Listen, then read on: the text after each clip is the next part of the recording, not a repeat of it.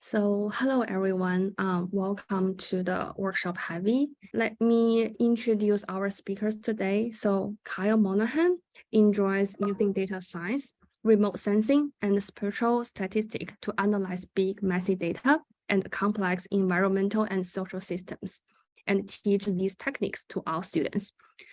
Kyle has a background in environmental science and engineering, with a specific focus on geochemical techniques applied to water.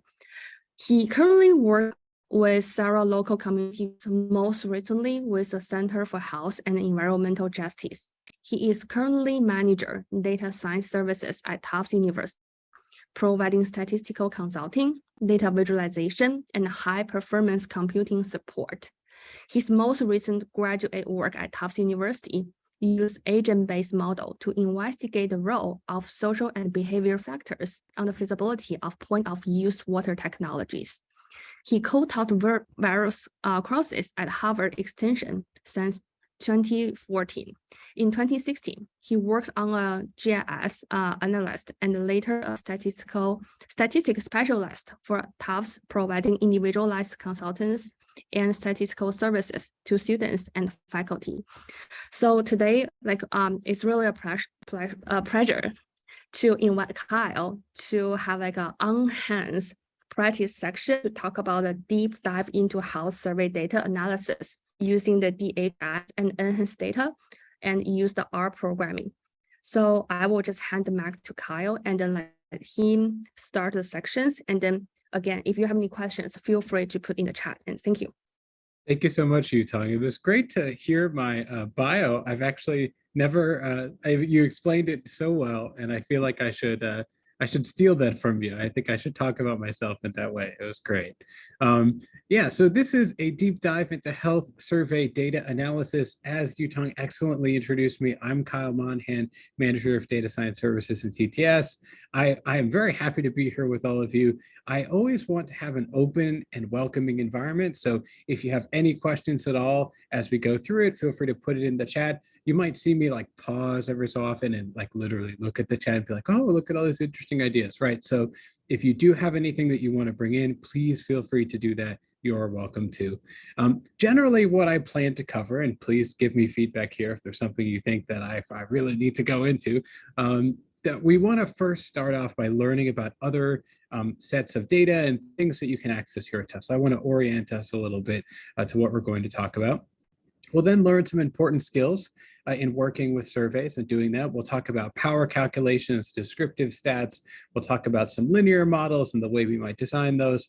We'll talk about ANOVAs and comparison of groups and the different measures we have to do that. We'll work with the DHS and the NHANES data set, so I know you're here for that. The first section will go through the key skills that we need to understand in order to work with surveys in some sample data. And then we'll dive into NHANES and DHS data and apply that. I'll also throughout give you tips for survey data analysis. So this can be things like thinking about sampling weights, thinking about the way the survey was collected and how that influences the survey structure, how to do that particularly in R. So all slides and codes are available at this link. I will put it in the chat for you since I know you probably are interested in that. So you just see me quickly copy and paste this thing. Right over here. And so there you go. That's the link. So you should be able to access that whenever you'd like to see those slides. So for some other resources, I just want to highlight, we do have lots of things you can look at the Data Lab website. If you want to learn more, you can click on Learning Resources, go to Learning Statistics. We have some things for you to look at if you are interested in that. I also have a training in building your data science resume. It's available at that link. Getting a job in data science after Tufts. If you're interested in getting into the data science space, there's some materials there, as well as you can email me. So all of these slides and those links are available at that link that I just provided, or actually they will be along with the recording that I'll provide to you of me walking through this. So please check that link about an hour after this session. Everything will be there for you and available. So feel free to copy that link down if you want to access things. But if you do go to that link, you may wonder what is present there. The answer is, oh, I just X'd out of it. That's okay. That's why we can always open it again. reproducibility an important consideration. You'll see a bunch of things in here. What we're going to work with first is particularly this R Markdown file, but I would suggest you click on the download button in the upper right-hand corner, and that will download all of the files to your computer. You'll see this will appear. This is giving you all of the training materials as well as the data that we'll use today, and even some free textbooks that are available, open source textbooks in R. So it's a cool download. It is not super large, so I think it's a couple megs. But once you download that, you'll see it'll be called TNDS 2023. You can click into it, and we're going to start with this file in particular, TNDS intermediate training.r markdown, RMD. That's TNDS intermediate training.r markdown. I'm just going to rename this quickly so that I can copy it and paste it here for you, just in case you happen to need the file name. It's that. So that's what we want to open. To open it, I can just double click on it. Now I'm sort of assuming you have R installed. If you don't, we do have another option. There is a POSIT instance here that I think 20 of you can use. And it looks like we should have enough actually. And I'll just quickly copy that URL in case you need it. This is a using RStudio Cloud. It is an option in case you don't have RStudio installed that uses a cloud instance. But I would suggest you do the local version, the one I showed you initially. So I just want to give us a little bit of time and make sure that we're able to get to this point of having it open either in RStudio, our local version like this, or in the POSIT Cloud. If you're having issues, I will provide a follow-up to this where it walks you through how to do this. So if you're struggling at this point, you can always follow along. This is being recorded. You'll have all the content given to you afterwards. Okay, so I just want to note, so if no one has any questions, we'll kind of continue on. I should note that this session was originally developed actually for a cognitive science conference, which is specifically for the SARMAC conference.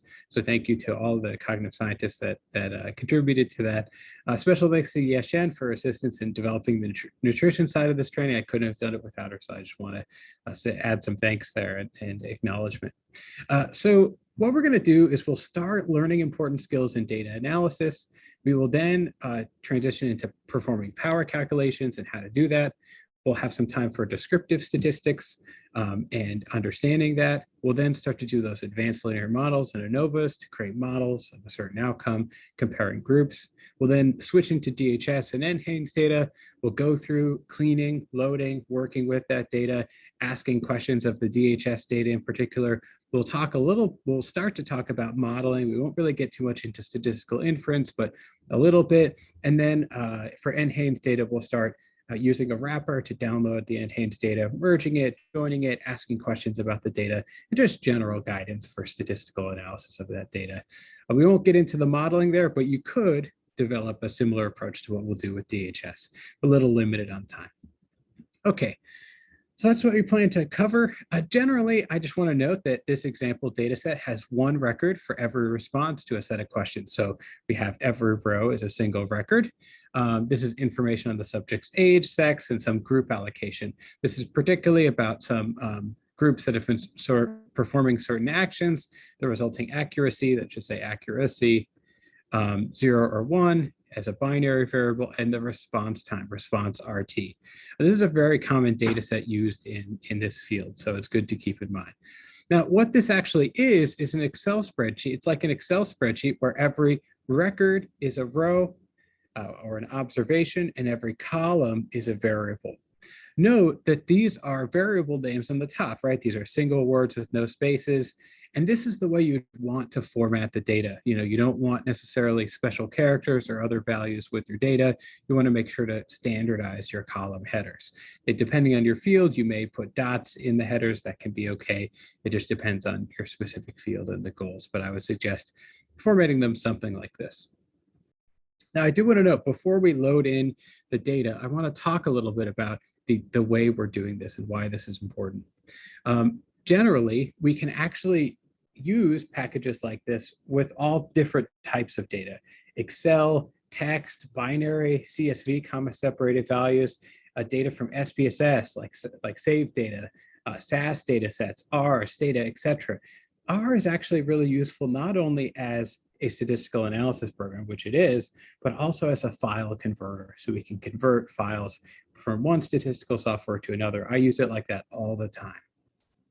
So keep that in mind. So for us to install and load packages, we have to install the package and then load it. If we can run this cell below, so you can just uncomment by removing this line. In my case, I've already installed these, so I don't need to run this. You may also see at the top of your RStudio window that there's a yellow bar that says these packages are not installed. If you see that, and I'll show you an example inside of the Posit Cloud instance here, this is the cloud version. So for those of you who are here, if it sees anything that's not present, like if I open this one, it will come up with a pop-up about, you can see it there in yellow, packages, Plotly, and Reticulator are required but not installed. If you see that, you could just click install. All right, so now we have, it might take some time. We'll see some messages popping up as it's installing. We can run and install these if needed. If you don't need to install them, it's fine. You can just leave it as is. Now, if we run this, we see a bunch of things. We load our libraries to be able to access that function. In my case, I'm loading Psych, a psychometrics library, Tidyverse, commonly used for data cleaning, our Color Brewer, a nice color library, specifically based on the Color Brewer framework, Knitter, and I'll show you Color Brewer a little later, actually. Knitter, which is for knitting our documents, our curl for downloading files, Power for our power calculations, and Foreign, that's one of our translator data sets from different types of data sets. Foreign is also used for some other things as well. We'll also work with Haven, another data set importer as well. Okay, so generally, no news is good news with R. We could use require instead of library, but we're just going to use library today. All right, so you see a bunch of these warnings. This is always frightening if it's your first time using R. It says, warning, package psych was built under R version 4.1.2. What this is telling us is that the package was built on a different version of R than what I'm currently running. So this is okay. It's not going to break anything. We might see something like this every time we load it, right? It's very common. It's entirely normal. And it just means that the developer basically hasn't updated their package for this version of R. Particularly if you've just downloaded R, you'll see this fairly often. It's unlikely, though possible, that it would impact the functionality of the package. So we can feel pretty comfortable with that so far. And warnings are really just that, a warning. It's not an error. It hasn't stopped us from moving forward, even if it looks really frightening. It's something to keep in mind. Okay, so now we have loaded our libraries. We can finally start to perform some analysis to work with the survey data. We're going to start with sample data and then move into the surveys. So here we're going to work with the package psych. Oh, I spelled package wrong. Me and spelling. That's why I got into the stats side, because me and spelling are not good friends. Using the package psych makes it a lot easier to work with this data. So I'm going to use require psych. I've already loaded it, and I see my first error. This is an error. You can tell because it starts with error. Not all errors will do that, but most of them will. I can also see that it's bright red. It's like highlighting, bringing my eye to it. You can change your design of RStudio if you're colorblind or red, green, and sensitive. You can change this color as well to something more compelling to you. But what we found, no matter how we see this error, we see that error in psych describe our data, object our data not found. Why? Because we haven't loaded our data yet. And this is our first error. So to import our data into R, we're going to use another library. I'll note that we know that our data is stored as an Excel sheet, so we want to use some function. We're going to use something in the Tidyverse. The Tidyverse is a meta package, which means it's a collect. I spelled packages wrong again. Wow. Another package. So we will use this meta package in order to do that. We're going to use specifically the function read XLSX, so you can guess what it might do. It reads a Excel function in particular. And so you can look at this read underscore Excel document. Yeah, so the first thing we have to do, though, is download this file to our computer if it doesn't exist. So if you're running this and you forgot to download the data, don't worry about it. I actually have something set up that will use download.file to go to this URL and save out the actual file. So it's going to my personal box, it's asking Box for that file, Box is returning and giving me that file, and it's saving it out as data sarmac example.xlsx. All right, so now at this point, we have to tell R to read in this data, and there's a couple ways for me to do this. The way I'm going to show you is a way that almost always works. The first thing I do is I ask it to get the working directory for where I am. And this idea of a current working directory is very important in R, but also in broader data science things. It's where the code is looking for the data, right? And everything has its own working directory for where it's searching for data. And your path, or where the data are, can be relative to that working directory, in reference to that working directory. So in this case, we are using paste 0. We say get working directory, and then pass the data itself. So if I run this, it will get my working directory for where the data should be, and then pass in the rest of the path, which is the name of this data set. I then load in from that file path 2 sheets, the sheet for data and the sheet for codebook. The reason why is because this data are formatted actually quite nicely. We have our data in one tab and a codebook in another tab. Anyone have an idea what might be in our codebook before I open it? Well, you can put it in the chat if you'd like, but we have variable name, definition, the type or scale of the variable, and the code. Wow, it's pretty nice, right? I actually made this. So you'll find not a lot of places will provide you the codebook. A lot of times you'll find it with survey data online. So for when we get to NHANES and NHS, you'll see they have a very long PDF documents, that you'll spend time reading and understanding and thinking about the documentation. Some of them will have standardized codebooks, particularly in SAS. They're pretty good about providing a codebook. And so sometimes data, depending on the field you're working in. But yeah, so generally we want to find that codebook, so the metadata about each variable and the data itself. They're both important. So we've loaded in that. We have in the environment tab a new section that says data, and we can see the number of obs or observations and the number of variables or columns. So if we click on this, we can open it. We've probably done this before. We could also look up and try to understand how to search for this. I think my space is formatted a little weirdly in the new version of R, which is too bad, but I could fix that up for you later. So each of these data sets are like a virtual Excel sheet. They have columns, rows, we can explore them. And what we're going to do first is call summary on our data. This is our nice 5-number summary. We have minimum, maximum, median, and mean, as well as our quartiles. So kind of nice to look at. It tells me that I can see a bunch of variables here like subject, age, sex, warning group, things like that. We always want to look at this first because we want to get a feel for what variables we have in the data set. If we collected this data, we might know, but a lot of times we should probably check, right? You can also use the $ operator to select just a single variable. So I could say, okay, our data $age and pass that into mean, and I could find the mean age and the mean response time among all of the patients in our study.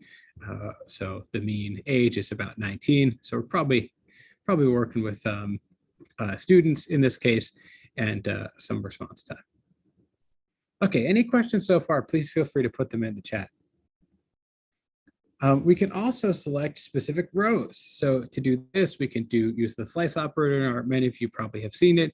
We can print our data square brackets to slice this data from 0 to 10, and we can find the values of age. So now we have the age. And again, I can see the first number set of observations is 19. That kind of makes sense to me given what the mean is. Okay, so this is actually very similar to what we do in Python, which is great. You learn R today, you start to learn them all, and it gets easier and easier to move between different languages, just like how when you can speak French, it's a little easier to learn Spanish, and so on. I see I have a hand raised. Please feel free to ask your question. Yes, Kelly, this is Hussein from Idaho.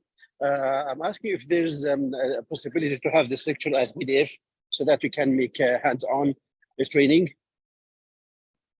Did you say as a PDF? Yes, could you send it us this lecture as PDF so that we can make hands-on training? Oh, sure. Yeah, you should be able to access it at this URL here, which I put in the chat. But I can, of course, knit it as a PDF if you want to follow along. I can certainly send you that, but you should be able to see this exact R markdown as well as an HTML file of it present in that box note. So if you go to that URL I put on the chat, you can see it'll look like this, and you should be able to download that R markdown. Sounds great. Excellent. Thank you so much. Yes, no problem. No problem. Let me know if you have any issues. Thanks. All right. So yeah, so generally I would say, we can also do math in R, right? So we have max, minimum, median, and log. So we can do just all the things that we might want to do and calculate these. You'll note that in this case, max is taking all of the arguments and returning one value, but of course log itself is returning the log of all of the values that we've passed in, right? So in this case, we want to use the functions that we've learned so far. We're going to use two additional things that I talked a little bit about. One is the assignment operator. Now in R, this is the thing that we use to assign out a value, right? It's basically the way we assign a value, sort of like the equal sign in other languages, though there's some differences. And the column separator that you saw me use before to highlight a specific column in a data frame, the general syntax being df $ variable, right? And if I wanted to create a data frame, I could do assignment operator, some data frame, right? And then df, right? So let's say we wanted to take a log of each value and replace it into a new variable called log age. Oh, did you have a question? All right. So generally,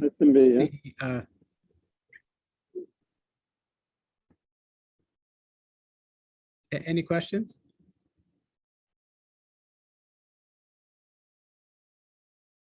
Okay. So generally, we can use this to do, math as usual, but we can also use functions like this, and we can, assign out these values. So in this case, I've blended these two things. The way to think about this one, this is at line 214 for those who are following along.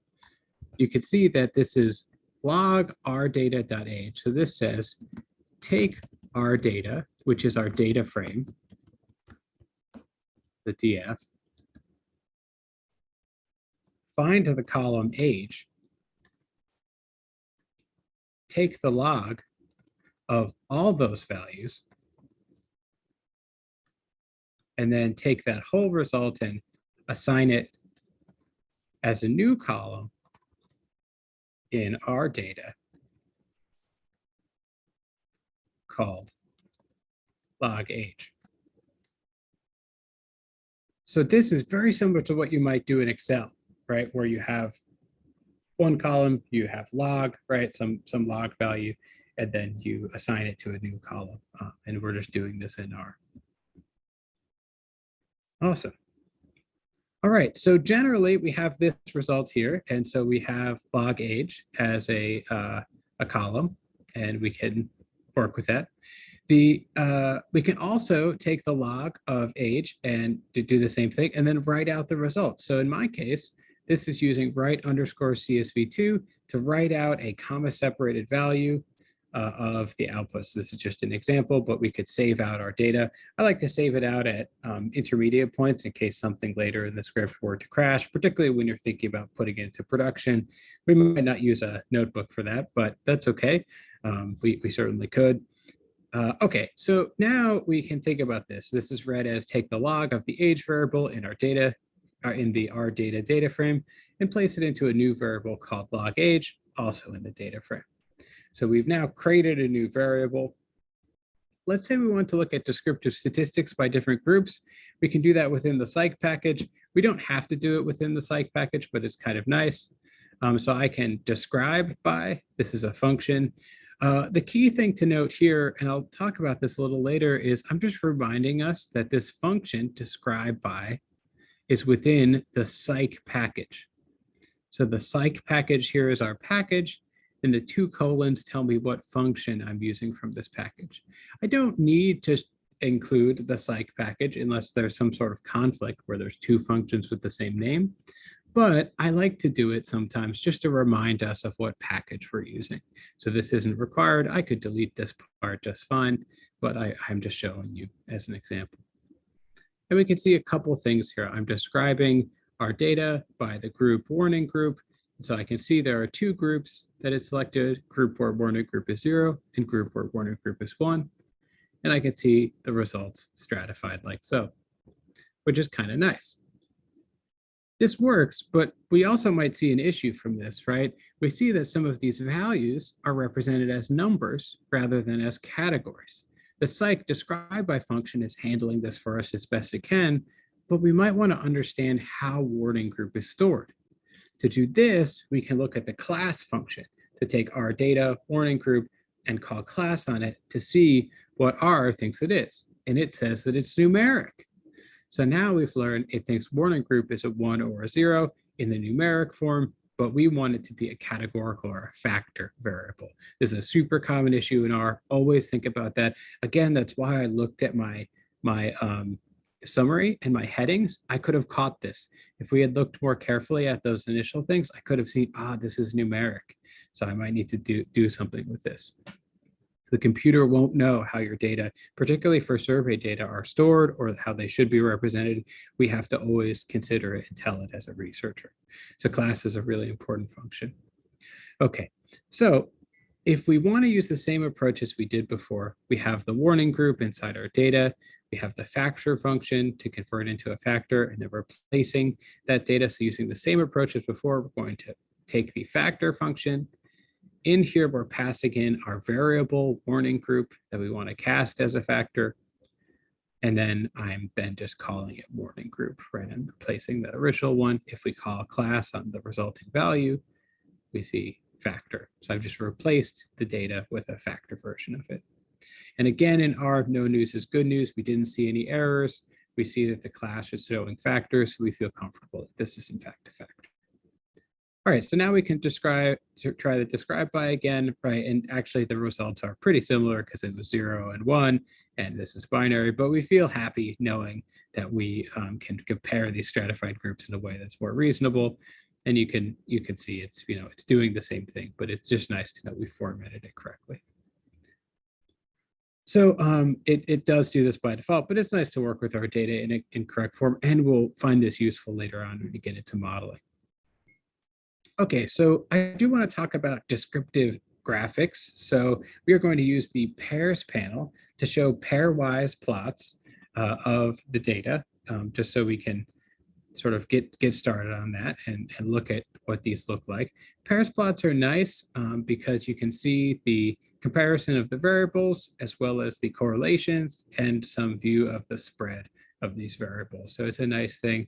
I will note many of you may already know how to use this, but if you hover over if you highlight and then hover over the function here, you can actually learn about the function itself and what it is asking for, right? So I'm putting in the data and I'm just putting the PCH command, but I could also change the method that it's using to calculate the correlation. If I think Pearson is not adequate, I could show the points, etc. Right? So these are all the defaults, but there are a lot of alterations I could make to this command once I learn about the command itself. If I'm ever confused, I can always go to pairs panels, to the help function and type pairs panels, and I can learn about what it is, what it's actually doing. It's doing the scatter plot of matrices. And it's, if you ever want to read about something, you can look it up in the help functionality. Okay, so I can also look at the correlations among variables. I much prefer this approach. I like to look at it like this because I find all the boxes of numbers comforting. So you can look here, we are comparing the different variables, and these are all the correlation matrix for these variables. So the relationships between each variable and every other variable. But there's one issue here. So some of these are non-numeric variables. Some of them may be non-numeric naturally, and that's their correct thing, or maybe they came in incorrectly. We need to cast them as numeric or change them to numeric. Without that, we could miss out on some of our survey data. Luckily, in tidyverse, we can do the following. We're going to find all columns that are numeric using isNumeric. We're going to select those columns, and we'll save that out as a new data frame. To do this, we're going to use something called the pipe. This lets us pass one value from one function into another function. You can think of it as like a pipe for water connecting the two functions. But this is in the dplyr package loaded automatically by the tidyverse, and this is what the pipe looks like. The way to read this is to say our data. So first we take our data, then select if is numeric. Right, so that's the way I would read this. Take our data, which is called our data, right? And then select if the variable is numeric. And that's called our data num, or our data numeric. Now we have only our numeric values to work with. You can see here, if I expand this a little bit, that we have 11 variables here in our data num compared to the 15 variables in our data overall.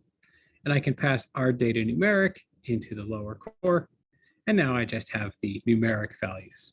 Of course, I might want to check to make sure these should be numeric in the code book, but I'll leave that to you if you're working on a research example. You could open up the code, check to see if this should be numeric, right, and go through that and think about the research question you're asking and how relevant that is. So any questions so far on what we've covered?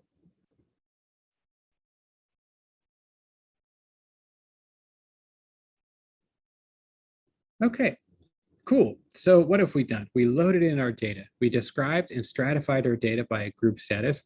We selected out only the numeric data. We found some correlation plots. If I wanted to, with the knowledge I have, I could create a correlation plot. Sometimes it'll say figure margins too large because I'm a little bit too zoomed in. So I'm just going to run one more time.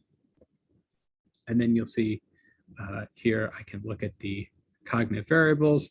These are the variables themselves and a correlation plot. I could find some relationships between sentences and letter series, maybe some four-letter words and the first letters, and so on, and sentence completion in sentences. You know, if I learned more about this example data set we're using, we could see how relevant this is, right?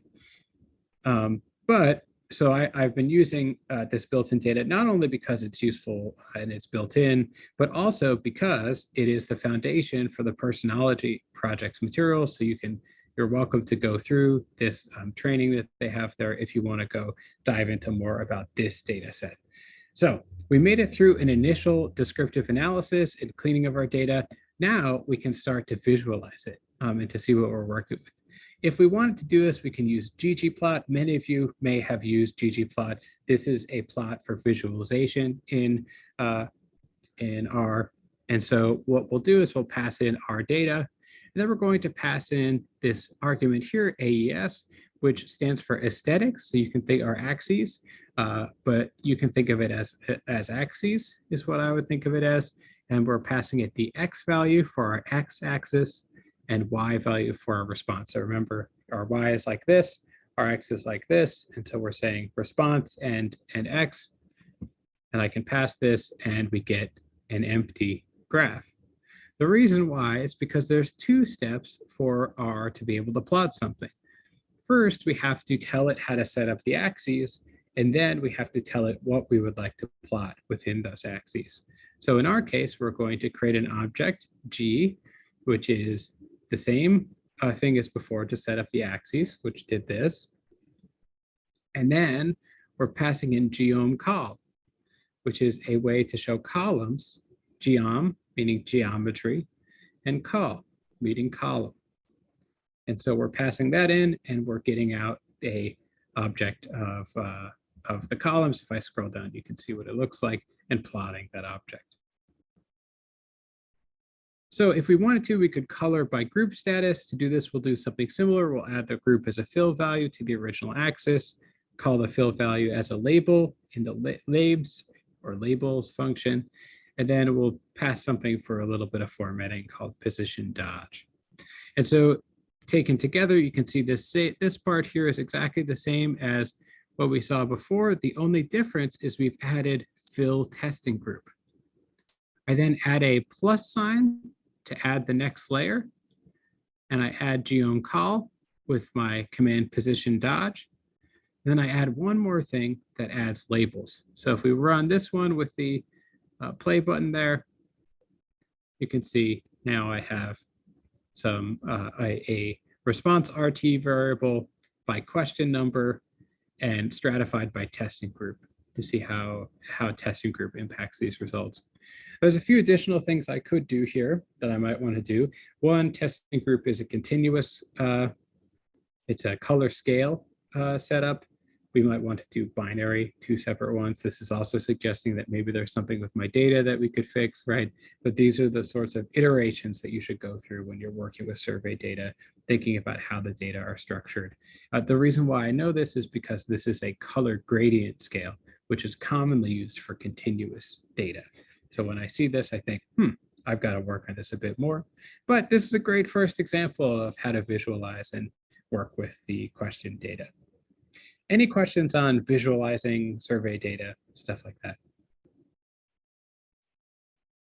Okay, so the power package is a really awesome resource for power calculations. It offers a couple cool functions. One is these power tests. So we could do proportional tests, 2 sample proportion tests for unequal sample sizes. I won't read everything to you, but we can do a lot of cool things. There's the chi-squared test for goodness of fit and associational studies. There's the F test or F test for general linear models. It's really awesome. Lots of cool stuff that you can get out of the power package. If you're not into statistics like I am, you're probably like, I don't really care, which is fine. But there's a lot of cool stuff that you can do for that. And power analysis is very related to sample size and to understanding the effect size that we could detect in a study. So it's actually a really important thing to consider, which is why I show you it here. So let's say that I'm working on a study with college undergraduate students, and I want to ask about alcohol consumption. This is a very common thing. This actually comes from a question I've received. So our null hypothesis is no different in the proportion of people that answer yes to consuming alcohol at least once a week. Our alternative is that there is a difference, right? We may expect people who identify as male and female as to be different by their alcohol drinking status. So we might, at least to start, have a 2-sided alternative. We would assume that one of them would have a higher proportion, but we don't know which one. We also might want to detect a difference as small as 5%. So we want to detect the difference. And we want to know how many students do we need to sample in each group if we want 80% power and a significance level of 0.05. And so we could pass this into the power package. We could say, okay, my hypothesis is that we're going to have we expect the proportion in one group to be 55 and the other to be 50. We want a significance level of 0.05 and a power of 0.80. It's doing a difference of proportion power calculation, assuming a binomial distribution. And we get this n value. This is the amount of people we would have to sample to have a certain amount of power, right, to detect this effect if it existed. So this is a whole field of study design and sample size analysis. So I won't go too much into it. There are lots of great vignettes in the power package, which are linked there. But what this has given us is that I need about 1,500 undergraduates in order to detect this difference, right? The difference between 55 and 50% there in the proportions. This kind of makes sense theoretically, because if the difference is very close like this, right, relatively close, 55% to 50%, the number of people that I would need to sample in order to detect that difference is much larger. Just for fun, I'm going to change it to something even closer. Let's say it's 56 and 55, and look, it goes up dramatically to 38K with 55 and 56. So you can see how if it's a really, really small difference that we would expect in proportions, that it's very challenging to detect that difference. We'd have to sample many more people. So this isn't a power analysis, but it's very important for study design because we have to think about our models and how they're built. Okay, so we might want to also talk about modeling. Many of you probably are interested in creating models.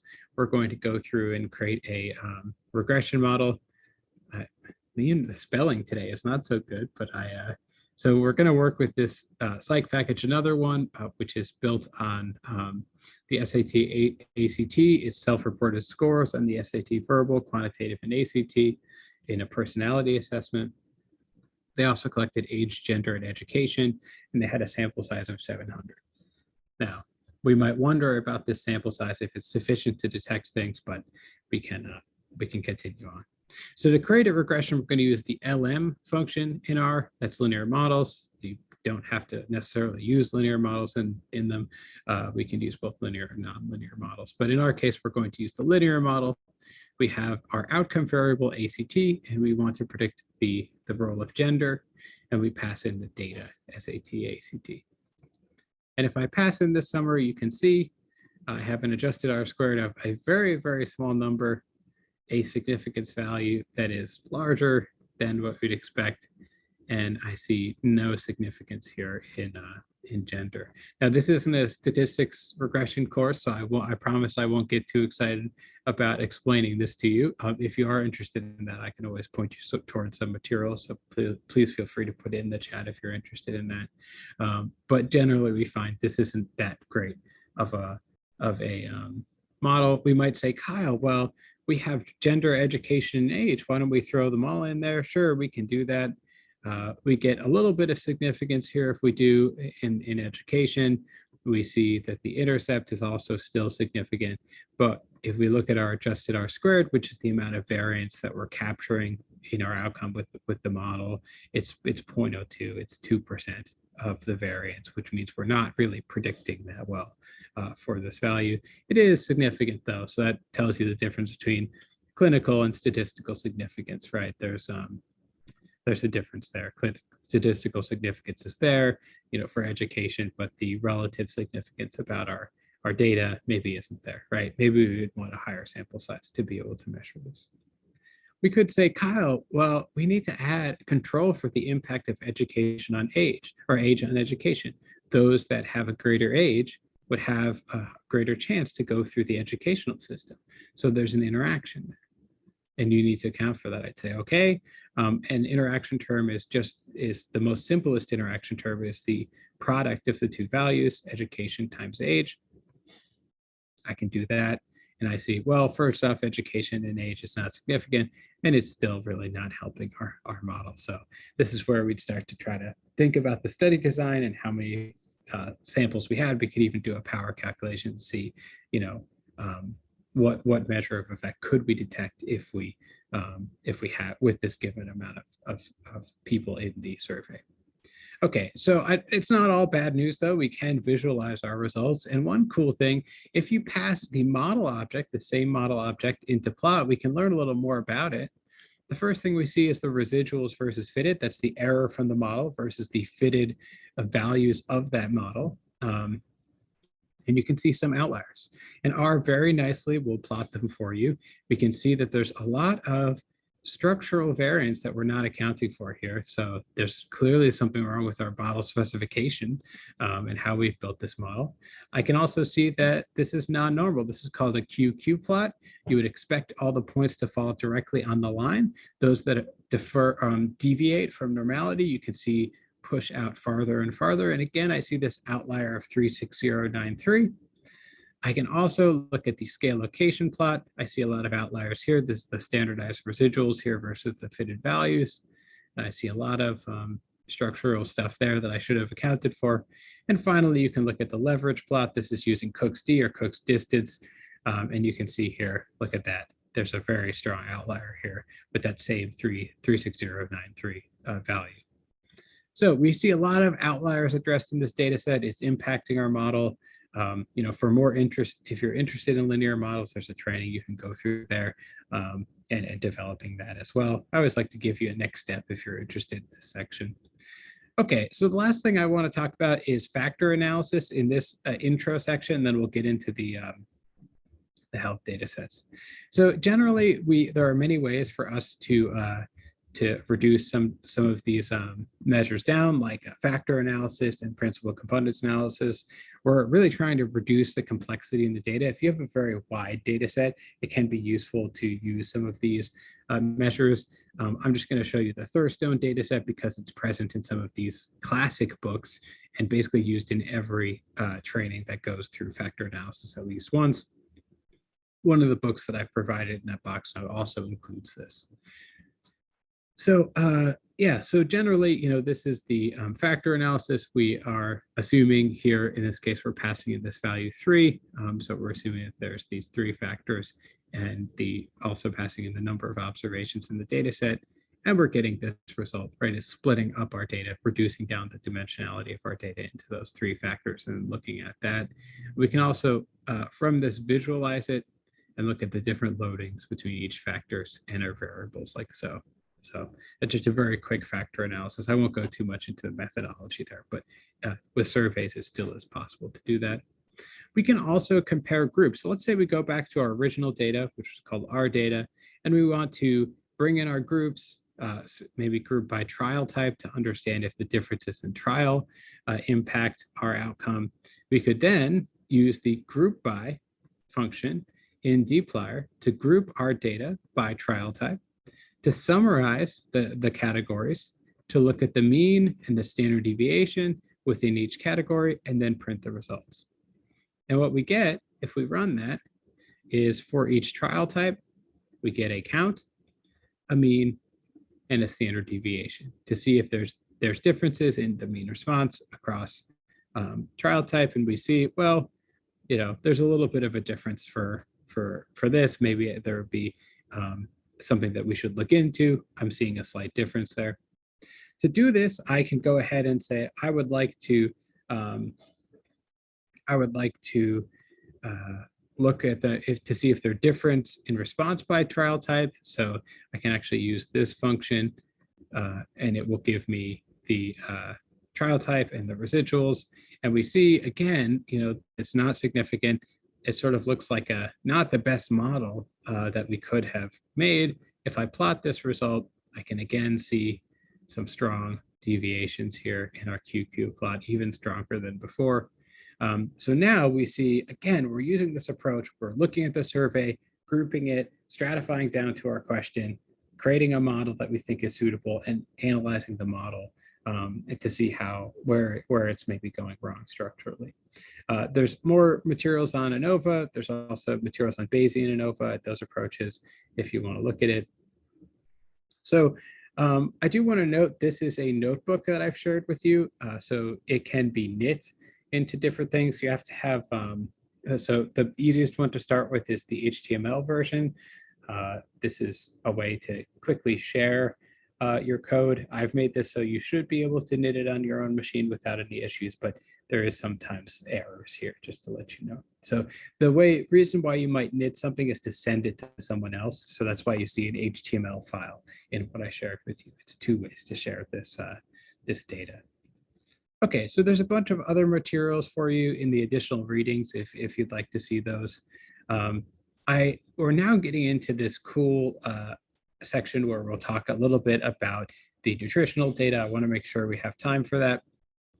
So I'll get into this section. We're going to load a couple other packages. We've already seen the tidyverse. We've seen dplyr. Tidyverse, again, is that meta package, a package of many other packages. Inside that package is dplyr, that's for data manipulation and engineering, Haven for importing and exporting data files, survey, which we're going to use to analyze complex surveys and account for that structure of the survey. We also, it's very important for us to know how to install packages. So if you need to install them, you can do it like so by uncommenting this line. I will note that also you can look at the packages you have installed, clicking on the package section here, and you can click on install and type in each one. I'm just trying to save you the typing.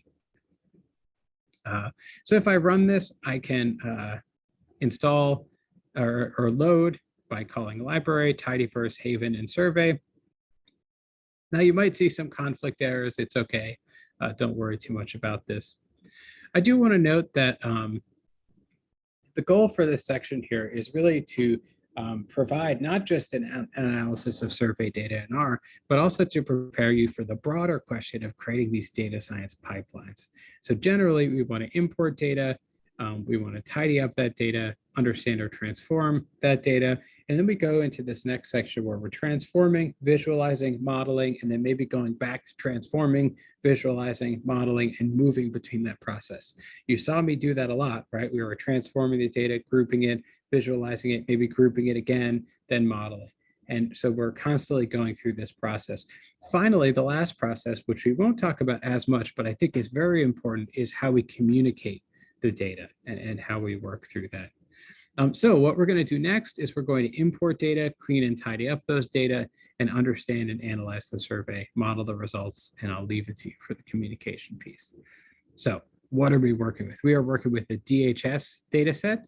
This is the children's data, the children's recode data. We're going to import that into R. I can actually copy this and show you what it looks like if you want.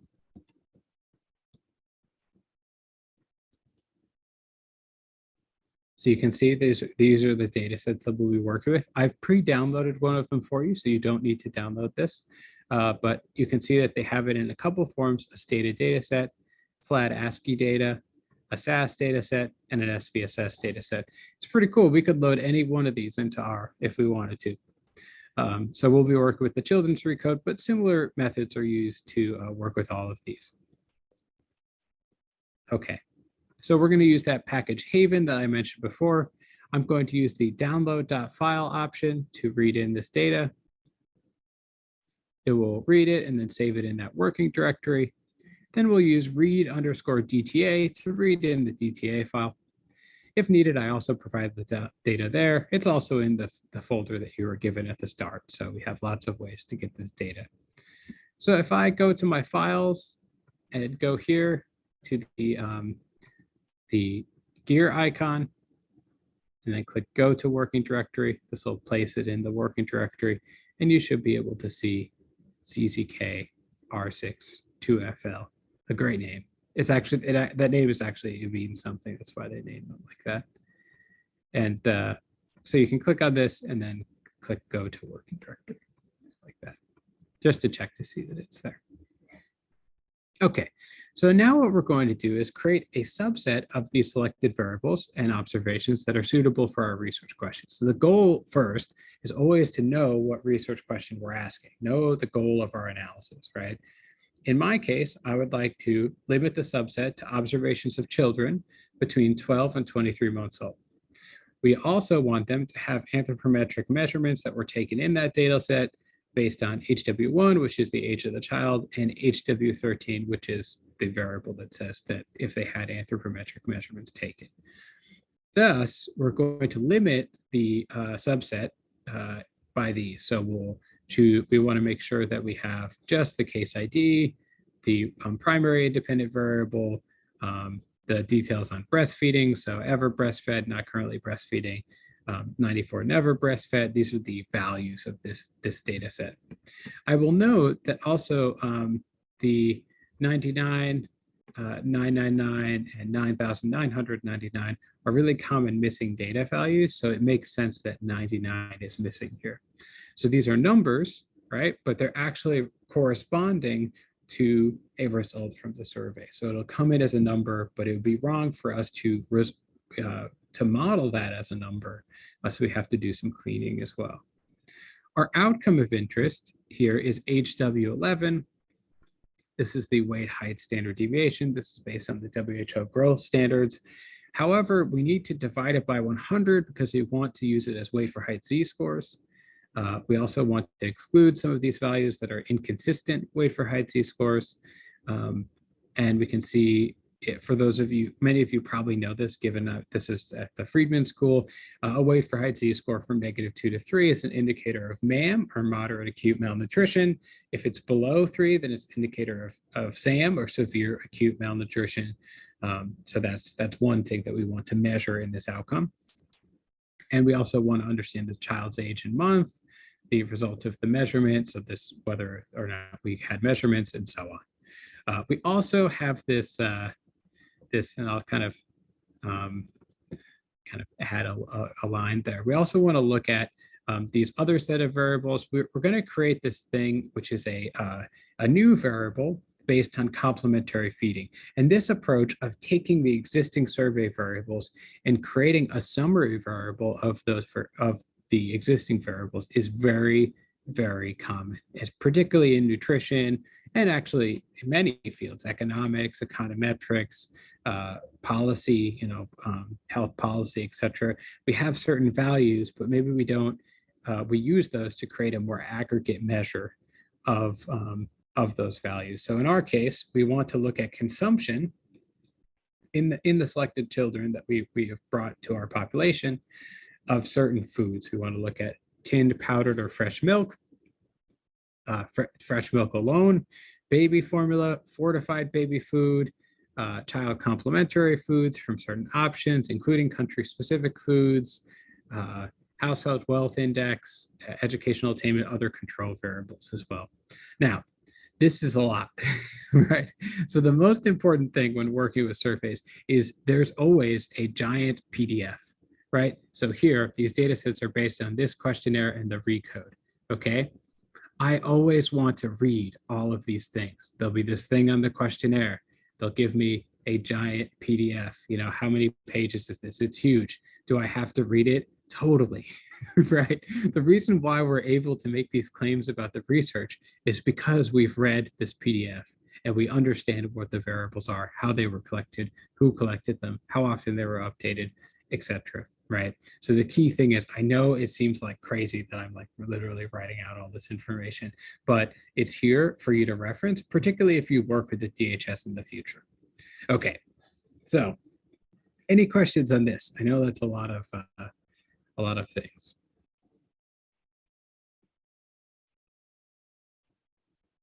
I do want to talk about one last variable that we have here, which is V005. You may wonder why these are named this way. These are the standard variable names for this data set.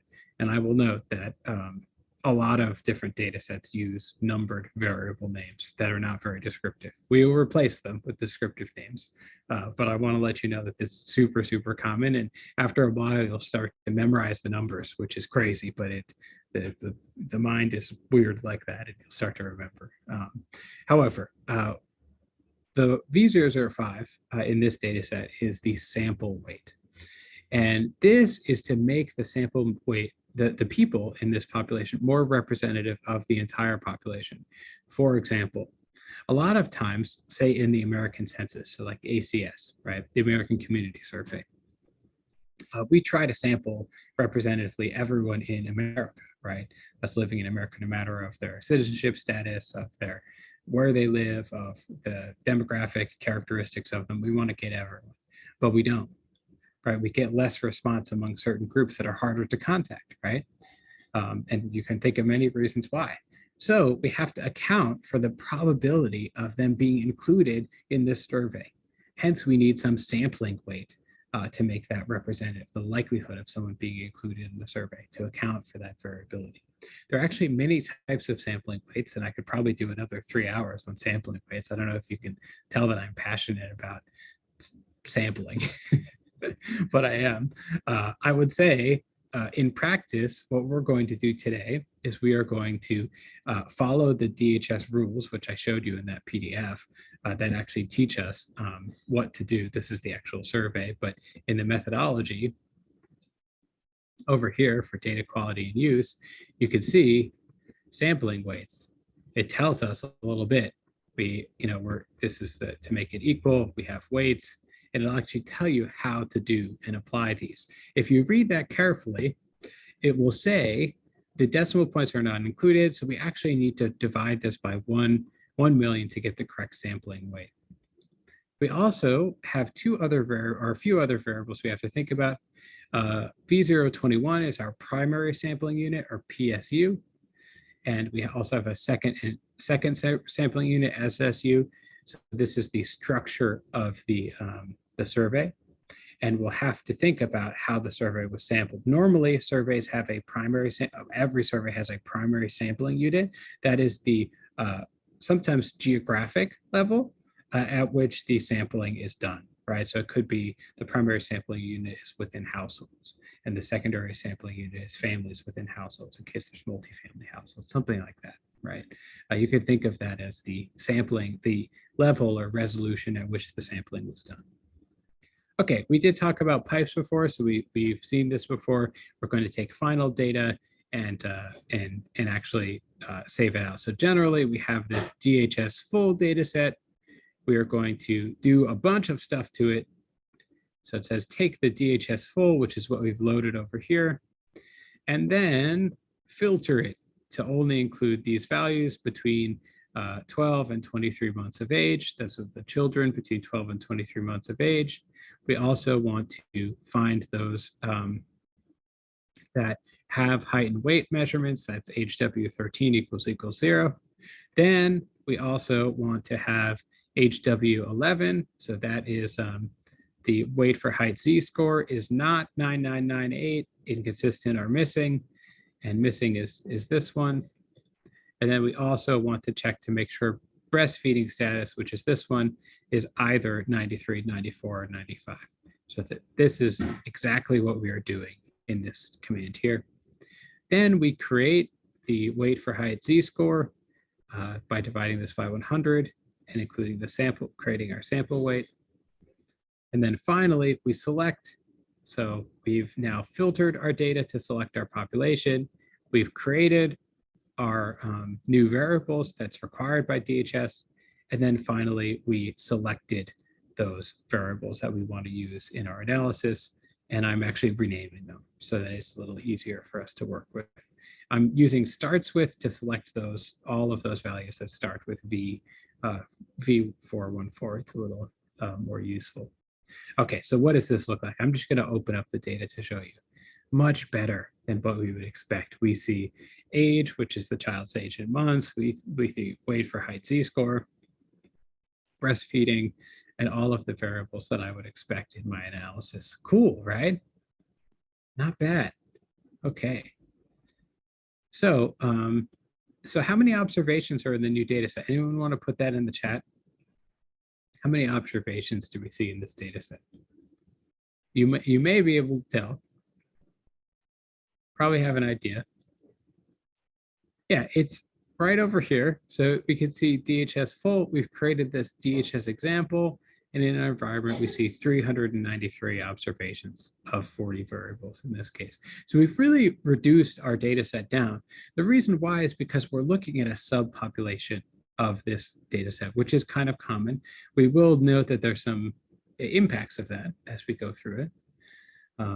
Okay, so now we are recoding. We have our data set. We may want to recode those existing variables, creating new variables. In our case, we're going to create something MDD, which is a binary variable, which corresponds to the WHO's minimum dietary diversity indicator. So we want to look at complementary feeding among children 6 to 23 months old. This is the definition for it. So now we have this command, right? This is what we want. This variable equals to 1, or this variable equals to 1, etc.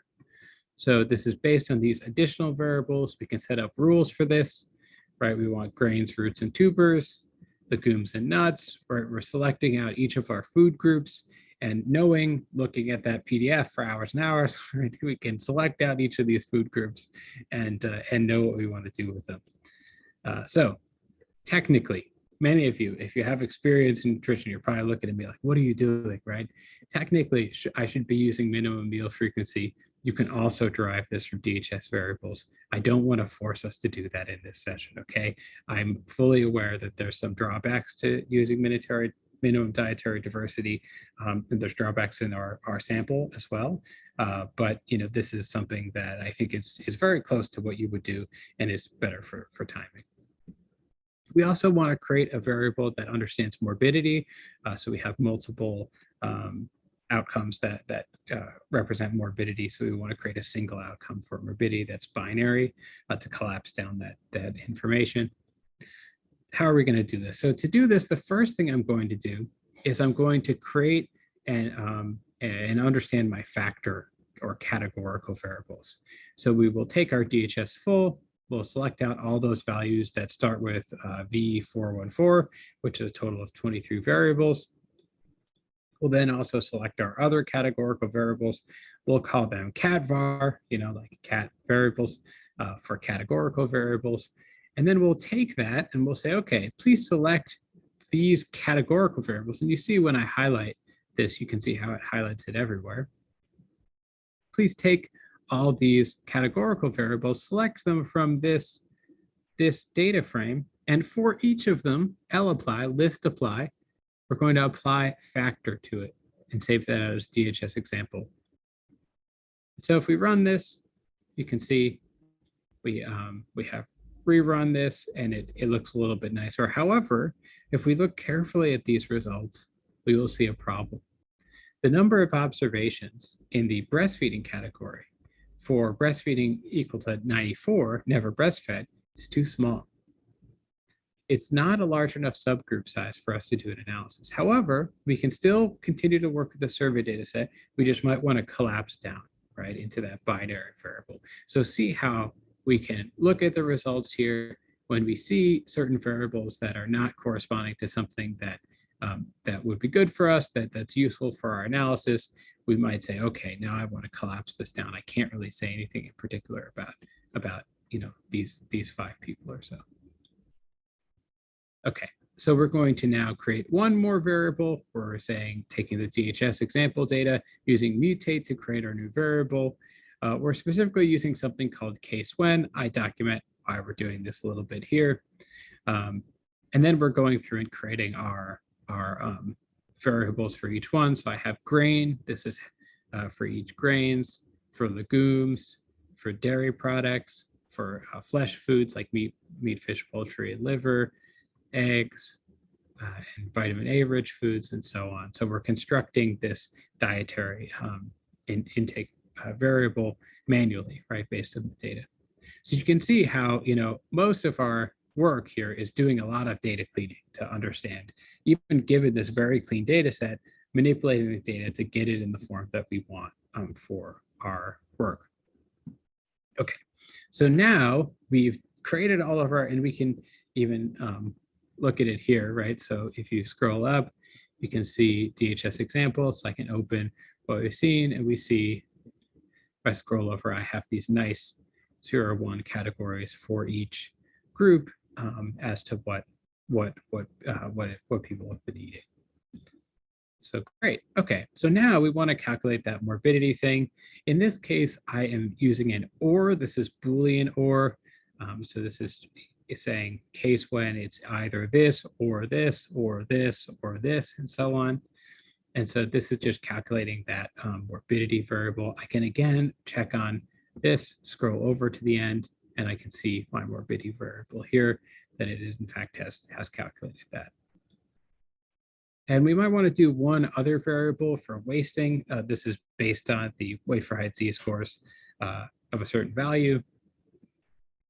Okay, and so now we have successfully, if I scroll over, we have successfully added wasting, morbidity, that minimum dietary diversity score, and all of the dietary information here for all of the children in our subpopulation. Pretty cool, pretty cool. Now we have to do something very specific. So within the survey package, we have to tell R how to account for the structure of our survey. Because see, when we sampled this, as I mentioned before, we had some sampling weights, we were able to access more people and less people, right? We have to account for that in our survey. Particularly, we have to account for the primary and secondary sampling units, the stratification that was done, if any was done, and the sample weights. Note that in order to do a proper survey analysis, especially if it's one done by a government, they'll almost always have some sort of weights that you have to account for. I would suggest you look for in the data something like WT or SW for sampling weights, or SAMP or weight, or WT, right? Like one of these variables is probably some sort of weight that they're assuming you know what to do with, right?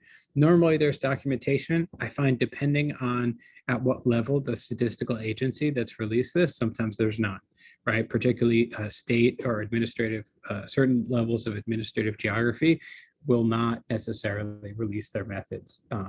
So sometimes you have to sort of figure it out. But it's a bit of a journey. So we will go through an example of doing this now. As we saw before, we have these primary sampling unit and secondary sampling unit. We have the strata of which that sampling unit is being sampled at, as well as the weights. And note, these are actually right here, right? So we can see this is the primary sampling unit, and then we have many secondary sampling units within there, and then they have a certain strata, right, assigned to them. And the data is here. And so I can look at the design, and it tells me it's a stratified 2-level cluster sampling design with replacement with a certain amount of clusters. The cool thing about this is you can actually check based on how it interprets your data as to whether that's correct. So if you're reproducing an existing thing, you can look up on Google Scholar, find people who have used that data, and you can see is this data set a stratified 2-level cluster sampling design with replacement? If it's not, we did something wrong in the setup of this survey. But we feel pretty good. We can check our stratum sizes, and actually many of the surveys will report their strata sizes for you to double check and confirm that that you're doing it correctly. Okay, so this output tells us the variables we added right here, the general design of the survey. The variables that we see at the end let us double check if we have any missing values, which is nice. We can check to see if there's any issues with that.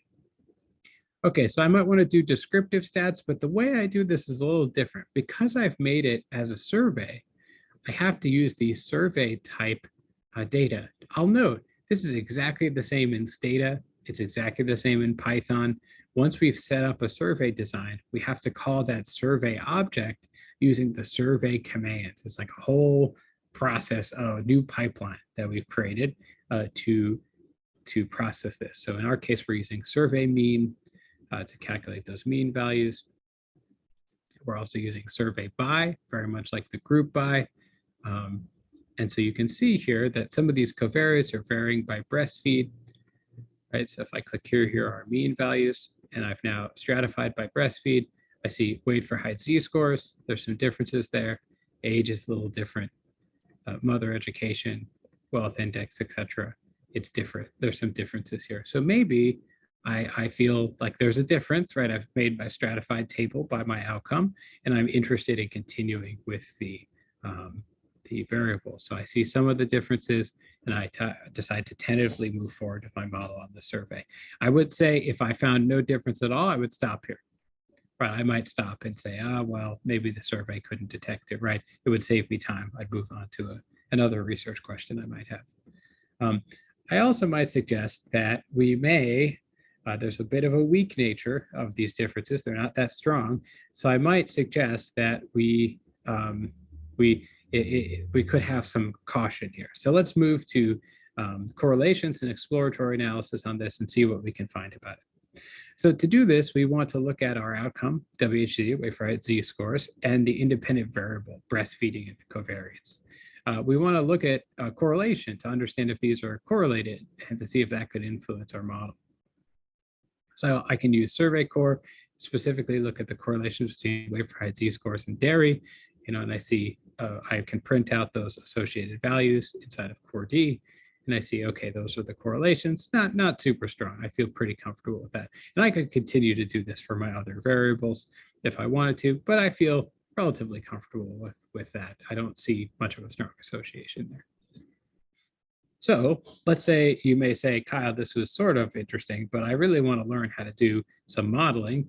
Well, there's a survey function for that too. We can use survey, SVY, GLM, and that is based on survey on GLM, but survey weighted. So as we said before, all of the analysis has to account for the survey structure.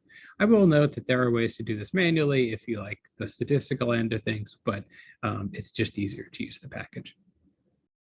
So now we have this nice linear model. You'll note that it also includes the survey design. So again, it gives us a chance to check, is this survey designed correctly? Is this correct to how they sampled the data and how I understand the survey, the original statistical design to be?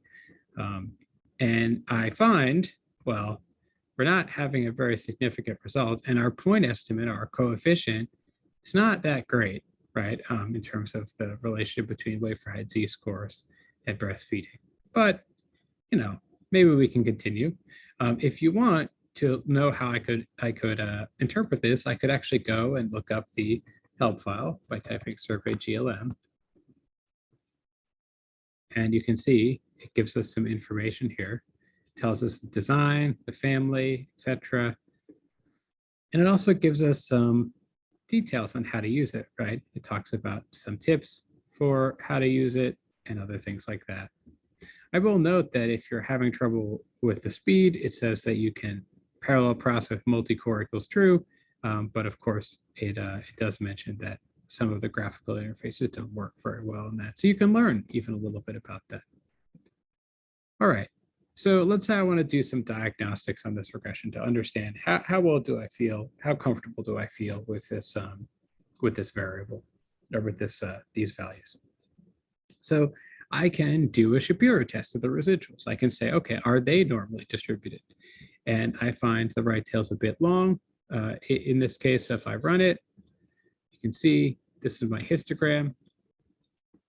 Let me go back to my plots here. We can just look at it down here. You see that long right tail, slightly long right tail. I'm getting a little bit greater area there. So, you know, I'm visually examining it. I can also use the results of the Shapiro test, which is testing the normality, right? And I'm seeing a significant value here. So that tells me that, well, it's probably not normal. Also, you know, I can see that there's this long tail, so I visually can inspect it and see, and it's probably not normal. But nonetheless, you know, this is an example, so we want to continue on. We feel like we want to, you know, keep going, give it a try. And we can do a multiple linear regression. So what this will do is we have weight for height z-score, and we want to have multiple variables that predict it. So before we had breastfeeding, now we want to add age, mother's education, the wealth index, and our minimum dietary diversity variable. And I'm also passing in the design, of course, the survey design. And so here I have a bunch of the variables here.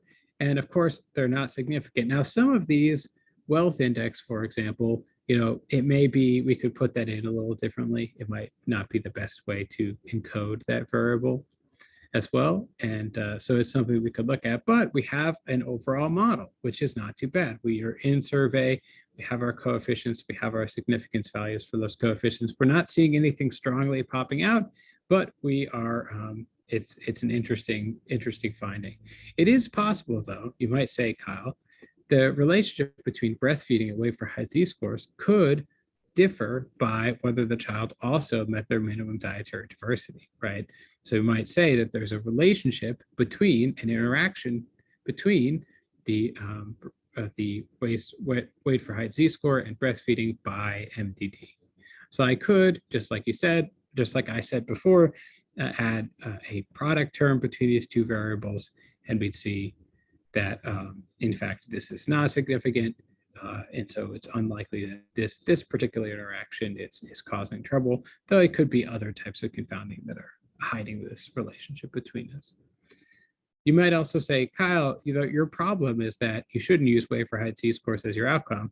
All right, let's use wasting. We created this variable wasting, We could then say, okay, I want to look at whether a child is experiencing wasting or not, based on breastfeeding status, passing in my survey design. And in this case, because wasting is 0 or 1, we're going to use a binomial or logistic distribution. You'll note that this model isn't perfectly designed, so there are some issues with it, but we see, well, breastfeeding is not super significant, the intercept is significant, and we're seeing some results here. I will note that the wealth index 3 ends up being significant, and the intercept does, but it's not very strong, and I'm not sure that it would be reproducible if we created different models. I'm not sure it'd be a very strong impact, and I might wonder about how we're encoding wealth and if that needs to change. Okay, so we dove really deep into this. This is definitely a deep dive into DHS, right?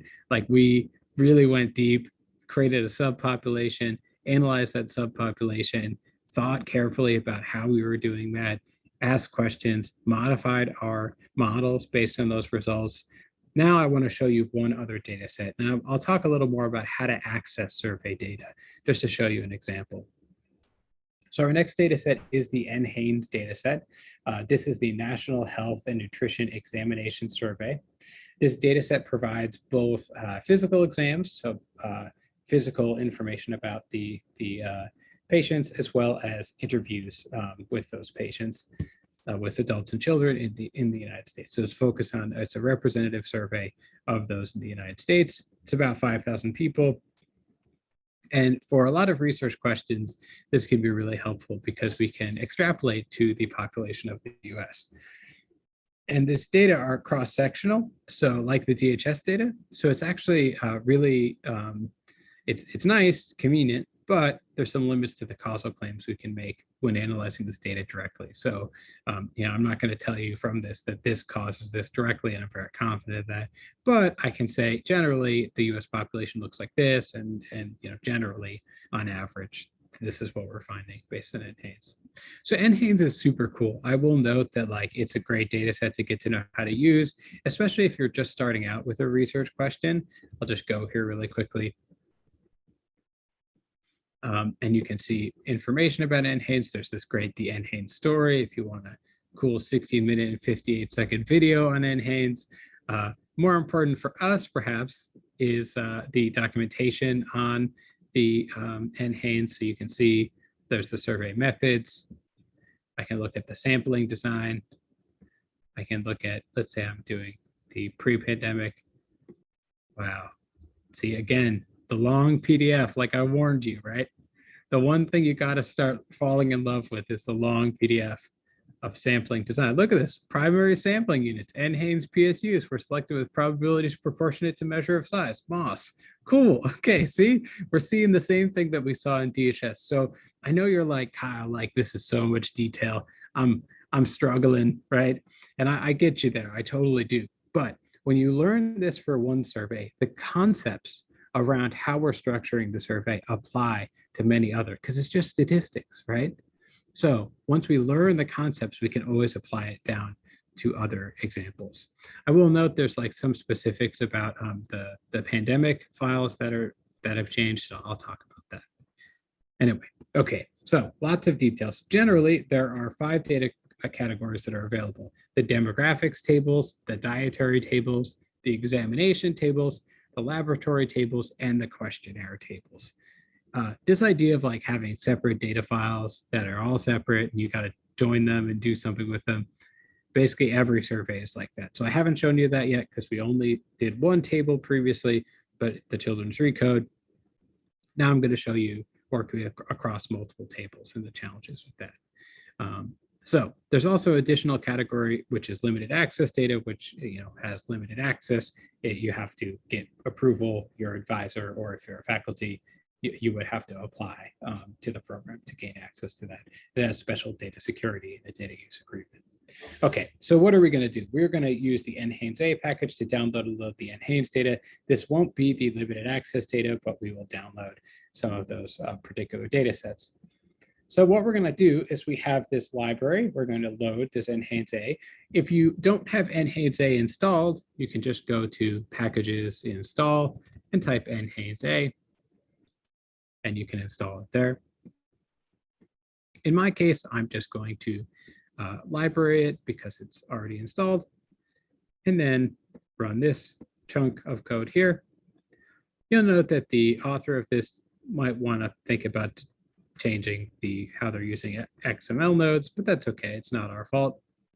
And you can see it has loaded the NHANES demo, diet, exam, and lab. Now, what these actually are not the data themselves, but the information on the data. It gives us the data's file name and the description of that file name. The reason why is because each of these tables is broken up in different ways. So we have our demographic variables and sampling weights, our dietary interviews, our exam information, such as blood pressure, the anthropomorphic measurements that we might want. We have our lab, which has all of the lab components. So these would be the all of the things we would get from our testing in the lab, and so on. So a cool, powerful approach to take. Let me see if I can just X out of some of these so I can get back over there. Okay, and so now we have all of the tables that are available, which we can see here. To request the actual data, we have to ask politely with a well-written request. And the way we're going to do this is basically the same way that you work with something called an API. Now, these are present across programming languages, so surprise, this is very useful for all of us. This is a API, application program interface. So what this is a interface between your computer and the data on the internet that you want. It's like a menu. You ask it for the data you want, it gives you the data that you want. Actually, so many things in the world are actually an API. If you ever go on Facebook or Instagram, surprise, it's actually using an API to serve you things at different levels of the app. So a lot of things today are actually using an API in the back end. APIs also are useful for being able to get data, right? Like, for example, I commonly use weather data in some of my simulations. These I query against an API to get real-time weather data at millions of points throughout the US, for example. Okay, so let's download this actual data. To do that, we're going to pass in the argument here that was present under data file name. In my case, I just passed it in for you to make it easier. You could also do NHANES demo $ data file name, and that would work. This will take a little bit of time because this package is directly querying the NHANES data. Now note, I've sort of separated it out for you. The first set of tables are person level tables. The second set of tables are food level tables. The resolution is at the level of food. So we have repeated measures. We have the same person over and over again for each food that they might have eaten or consumed. And so if once this loads, I can actually open NHANES food 1, and it will show you what it finds for that. I'll just show you well, once it loads. But what it's doing right now is it's asking, and you'll note it says processing SAS data set. These are stored in SAS format. Again, the nice part about this is we don't have to learn SAS. We can just work with this. Pretty easy and nice to work with. You'll also notice that one of these is missing once it completes, and it will tell us if anything is missing or unavailable, which is super nice, right? It won't just error out. It'll actually say something's missing. So that's kind of cool. Okay. So it's going to take a little bit of time to do that. I just want to open up, feel free to put in the chat if anyone has any questions. I'd be happy to answer them at this time. And it will just, yeah, okay. Oh, it finally completed. All right, but feel free to put your questions in the chat. So generally, the food level tables are here, and I'll just load one of them. So we saw that this one table is not available, but we can open the food one. Just to do this. If I wanted to, I can always search. So, oh, that was the one that wasn't available. I forgot. So the food C is the one that, oh, I guess it decided not to give me that. So one of the negatives of the food data is I find it's a little less reliable in querying it. You always can download it directly from the dataset website as well. Oh, interesting. It seems to have some, I'm going to try that one more time. I'm actually just, I know I'm kind of modifying for what we planned up, but that's okay. I'm just going to add a new chunk. The way to do that is by clicking on this green button there. It's adding a new match of our code. Just want to see if I can run that. But while we're talking about this, I just want to mention what we're going to do next. We will translate some of these languages or some of these variables. The NHANES translate is kind of like a language translator. It takes the variable names, and this is in this case numeric, and transfers it to string. NHANES translate knows about how the NHANES survey should be dealt. So remember how we did all this work to manually code variables based on what we know those numbers to be, and had to do all this stuff. The person who's developed this package has done this for us, which is really nice. I'm in this case just doing it for the variable, the gender variable here inside of this table, and passing it back into the table itself, but we could do it for all variables if we wanted to. After that, what we're doing is we're merging the data. So in our case, we have this list of the, oh great, it completed. So now I can actually open this. Sometimes I think it gets a little overwhelmed with how much I ask for. And you can see this sequence number, which is the respondent ID, repeats. You know, we have many individual foods that were eaten and consumed for each person each day. So I just wanted to show you that. And yeah, so merging the data, if I want to merge this, I list all of my data frames. And just like I did before with my lapply, in my case, I'm using the reduce, and I'm passing it this list of data frames, and I'm doing a full join by of these data frames. Now I am making a claim about how these data are related by doing a full join. This isn't a class in merging and joins in SQL, but I am making a claim about how these data are related by doing a full join. You should consider this question on your own if you should do a full or a left join, a right join, etc. Now, because we have all these data together, they all have the seqn, the individual sequence number. I can finally ask some questions about the data set. So this is my NHANES all. I can open it, right? And I see all of the respondent numbers and all of the data that I might want to work with in this data set. Pretty nice, pretty nice. We have all of this NHANES data from 2017. So now if I wanted to, we could ask some questions about the data, just like we learned to do with the DHS data. I will note that we have to also think about the sampling, right? Because just as we did before, we were looking at the sampling for the DHS data set, and I want to do the same here. Luckily, NHANES is here to help us out. They have a study survey design here at the different stages of sampling. They start with counties, they sample segments from those counties, households from those segments, and individuals within those households. So you can see they talk about their primary sampling units, the measure of size is the PPS, and etc. So you can learn about how this survey was sampled. You might think this is dry reading, but if you're using this survey, it's critically important to understand what we can claim about this data, because the way they sampled the population influences who is there, and that influences what we can claim about a given data set. Okay, so you can see how we designed this survey. We have stage one, that's counties as the primary sampling unit. Sometimes there's also contiguous counties because there's some weirdness about counties.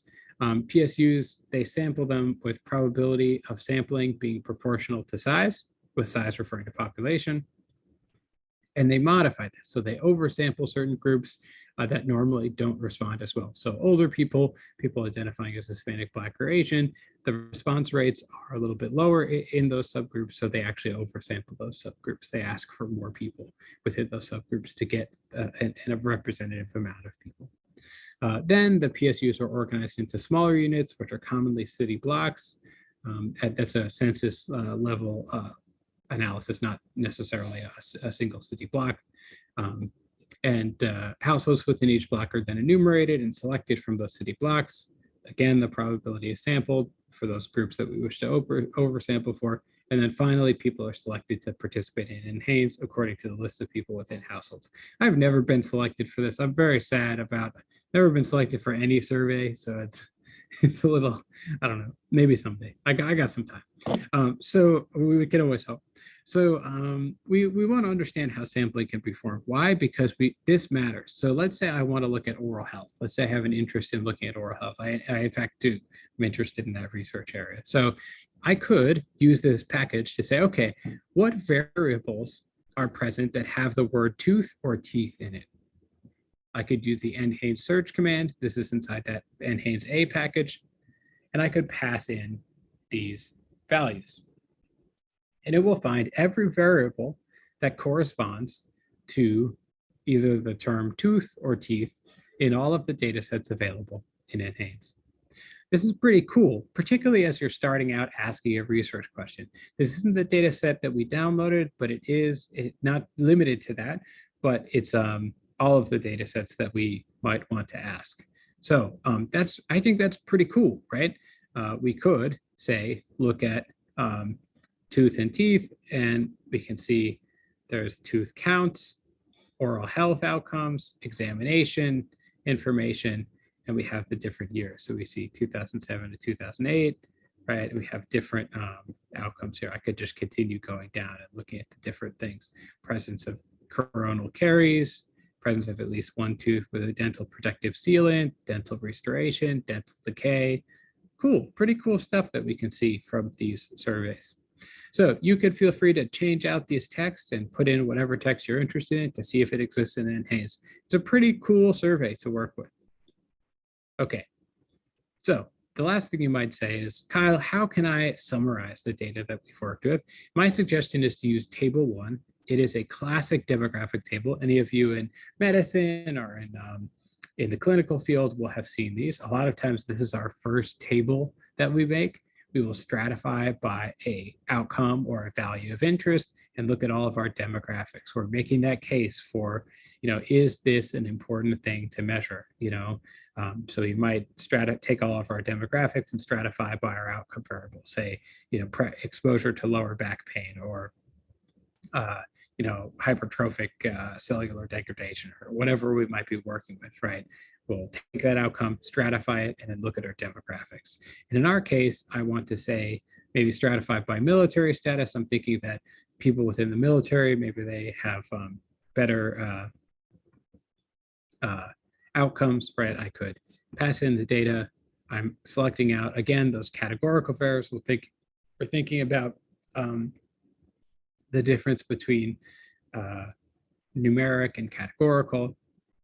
And so I'm kind of doing this. This will take a little bit of time to run. The Create Table 1 package is also doing some statistics and comparing the different levels. So it takes a bit of time to do that, but I think that's okay.